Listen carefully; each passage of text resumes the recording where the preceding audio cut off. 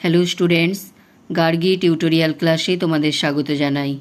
দেখো, আজকে আমার বিষয় হলো বর্ধমান ইউনিভার্সিটি 6 সেমিস্টার স্টুডেন্টসদের জন্য যারা ডিএসসি 1বিতে বেঙ্গলি রেখেছো এবং 19 শতকের বাংলা নাটক নিয়ে পড়ছো, তাদের যে গুরুত্বপূর্ণ সাজেশান আমি দিয়েছিলাম তার থেকে তোমাদের প্রশ্নের উত্তরগুলোও বলেছিলাম দিয়ে দেব।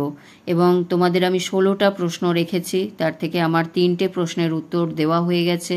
আজকে একটা দিয়ে দিচ্ছি, দীনবন্ধু মিত্রের অবদান, এই প্রশ্নের উত্তরটা আমি আজকে দিয়ে দিচ্ছি এবং দেখিয়ে দিচ্ছি যে কোন কোন প্রশ্নের উত্তরগুলো আমার দেওয়া হয়ে গেছে।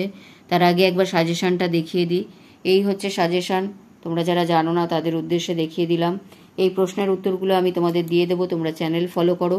এবং মধুসূদন দত্তের অবদান, এই প্রশ্নের উত্তরটা দেওয়া হয়ে গেছে, আমার চ্যানেলে আছে। এছাড়া দেখো, এখানে গিরিশচন্দ্র ঘোষের অবদান আলোচনা করো, এই প্রশ্নের উত্তরটাও দেওয়া হয়ে গেছে। এবং এখানে আছে জ্যোতিরিন্দ্রনাথ ঠাকুরের অবদান আলোচনা করো, এই প্রশ্নের উত্তরটাও দেওয়া হয়ে গেছে। এবং আজকে আমি দিয়ে দিচ্ছি তোমাদের দীনবন্ধু মিত্রের অবদান। এই প্রশ্নগুলো তোমরা আমার চ্যানেলে তো পাবেই, এছাড়া তোমাদের জন্য যে আমি 6 সেমিস্টারের প্লেলিস্ট বানিয়ে রেখেছি, সেখানে গেলে তোমরা থাম্বনেল দেখে প্রশ্নের উত্তরগুলো কালেক্ট করে নিতে পারবে। এছাড়া তোমাদের এই প্রশ্নটা আমি বলেছিলাম যে দীনবন্ধু মিত্রের অবদান এইভাবেও আসতে পারে এবং দীনবন্ধু মিত্রের যে বিখ্যাত নাটক নীলদর্পণ, তার সম্পর্কেও আলোচনা করতে পারে। তো আমি এই প্রশ্নটা যখন বলে দেব তখন বুঝিয়ে দেব যে নীলদর্পণ নাটকটা এলে তোমরা কি লিখবে, কতটা লিখবে, তাই ভালো করে খেয়াল করো এবং দেখে নাও যেখানে আমি ব্র্যাকেট করেছি যতটা, সেইভাবেই বলবে। মধুসূদন বাংলা নাট্যসাহিত্যে প্রথম উজ্জ্বল সার্থক প্রতিভা। মহাকাব্যের পাশাপাশি বাস্তব জীবনের সমতল ভূমিতে নিরীক্ষণ করবার এক কৌতূহলী মানসিকতা নিয়ে তিনি এসেছিলেন বলেই বাংলা নাট্যশিল্পকে অনেকখানি এগিয়ে দিয়েছিলেন। কিন্তু পৌরাণিক ও ঐতিহাসিক আকর্ষণ তাকে বেশিক্ষণ মানব জীবনের অন্তর্লীন সমভূমিতে নামতে দেয়নি। এই রকম একটি শূন্যময় পরিস্থিতিতে দীনবন্ধু মিত্রের আবির্ভাব। এই অবধি বলে এখানে চলে আসবে, রচনা সমূহতে চলে আসবে। এখান থেকে বলবে, দীনবন্ধু মিত্র সামাজিক অভিজ্ঞতা বিস্ময়কর নহে, তাহার সহানুভূতি অতিশয় তীব্র। এই মন্তব্যের পুরোপুরি আস্থা রেখে এই নাটকগুলি উল্লেখ করা যেতে পারে। তার নাটকগুলি হচ্ছে নীলদর্পণ 1860, নবীন তপস্বিনী 1863, বিয়ে পাগলা বুড়ো হচ্ছে তোমার 1866, সধবার একাদশী 1866, লীলাবতী 1867, জামাই বাড়িক 1872, কমলে কামিনী 1873 প্রভৃতি দীনবন্ধু মিত্রের রচিত নাটক। তো তার মধ্যে নীলদর্পণ নাটকটা হচ্ছে বিখ্যাত, তাই এটা আলাদা করে দিতে পারে। এবং এই সমস্ত নাটকগুলো তোমরা সাল সমেত মনে রাখবে, তাহলে তোমাদের শর্ট কোয়েশ্চেনগুলোও করা হয়ে যাবে। তারপরে দেখো, নীলদর্পণ নাটক বলে পয়েন্ট দেবে। যদি তোমাদের নীলদর্পণ নাটক সম্পর্কে লিখতে বলে তাহলে এই প্যারাটা লিখবে এবং তার আগে যেটা বললাম, অর্থাৎ এখান থেকে বলবে আগে, বলে তারপর নীলদর্পণ নাটকের পয়েন্টটা দেবে। তো এভাবে লিখবে, বাংলা সাহিত্যে প্রথম গণজাগরণের নাটক হচ্ছে নীলদর্পণ। লোকচরিত্র বা গণচরিত্র এই প্রথম নাটকে স্থান পেল এবং প্রথম এই সমসাময়িক ইতিহাসের কলঙ্কিত অধ্যায়কে নাট্যকার রূপ দিলেন। নীলকর সাহেবেরা চাষিদের জোর করে নীল চাষের জন্য যে অমানসিক অত্যাচার ও নির্যাতন সমকালকে কলঙ্কিত করেছিল, দীনবন্ধু তাকেই নাট্যসাহিত্যে মূর্ত করে তুললেন। এরপর এখানে বলবে, অত্যাচারের বিরুদ্ধে যদি নীলদর্পণ নাটকটা আসে তাহলে তোমাদের এই পুরো অংশটাই বলতে হবে, আমি দেখিয়ে দিচ্ছি। আর যদি অবদান আসে তাহলে এইভাবে ব্র্যাকেট করে বলবে।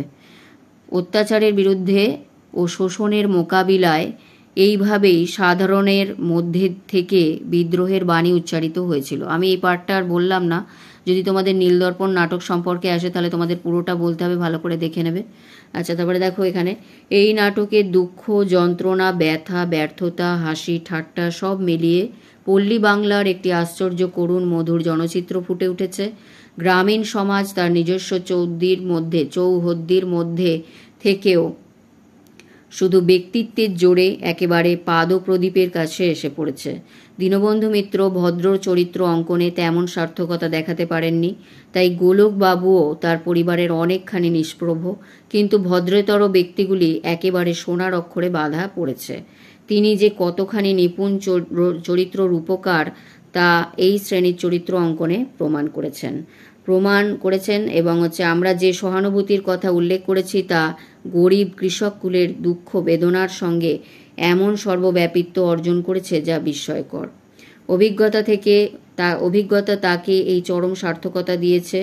এগুলো যদি বলতে চাও বলবে, না হলে একেবারে এখানে চলে আসবে, প্রহসনের জায়গায় চলে আসবে। শুধু নাটক রচনা নয়, প্রহসন রচনায় তিনি একজন শ্রেষ্ঠ দিকপাল।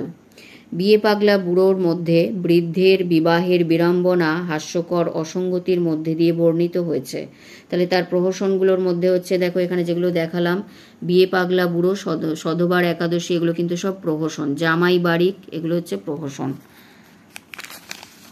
প্রহসন মানে আমি আগেই বলেছিলাম যেগুলো ছোট আকারে এবং হাস্য রসাত্মক বা ব্যঙ্গাত্মক। এরপর দেখো জামাই বাড়িক। প্রহসনে ধনী সমাজের ঘর জামাই পোষার প্রবণতার মধ্যে যে নির্লজ্জতা ও স্বার্থপরতা এবং নিষ্ক্রিয় মানসিকতার অসুস্থতা এবং তা হাসি ঠাট্টার মধ্যে দিয়ে ব্যক্ত করা হয়েছে। এবং এখানে চলে আসবে সধবার একাদশীতে। সধবার একাদশী চিরকাল বাংলা সাহিত্যের শ্রেষ্ঠত্বের দাবি নিয়ে থাকবে, এবং এটা যদি তোমরা বলতে পারো এখানে এর সম্পর্কে দেওয়া আছে সধবার একাদশী, তাহলে বলবে, না হলে এখানে চলে আসবে। সধবার একাদশী নাটকের নিমচাঁদ চরিত্রটি অন্যতম শ্রেষ্ঠ অলেখ্য। তা সুখ দুঃখ সংলাপ আচার আচরণ কোনোটাই তার চরিত্রের বাহ্যিক পোশাক নয়। ধমনীর রক্ত প্রবাহের মতো অনিবার্য অত্যাবশ্যকীয় তার চরিত্রের মধ্যে দিয়ে তৎকালীন সমাজের একটি প্রতিনিধি স্থানীয় সম্প্রদায়কে প্রকাশ করা হয়েছে। নিমচাঁদ দত্ত আদর্শবাদী, উচ্চশিক্ষিত, কিন্তু সংযম তার চরিত্রে অনুপস্থিত। এই অবধি বলবে, আর বেশি বলার দরকার নেই। এবার এখানে চলে আসবে তার রোম্যান্টিক নাটক হচ্ছে নবীন তপস্বিনী, এবং হচ্ছে রোম্যান্টিক প্রেম বর্ণনায় অনেকখানি অপরিণত ছিলেন, এটা বলে আবার এখানে চলে আসবে উপসংহার।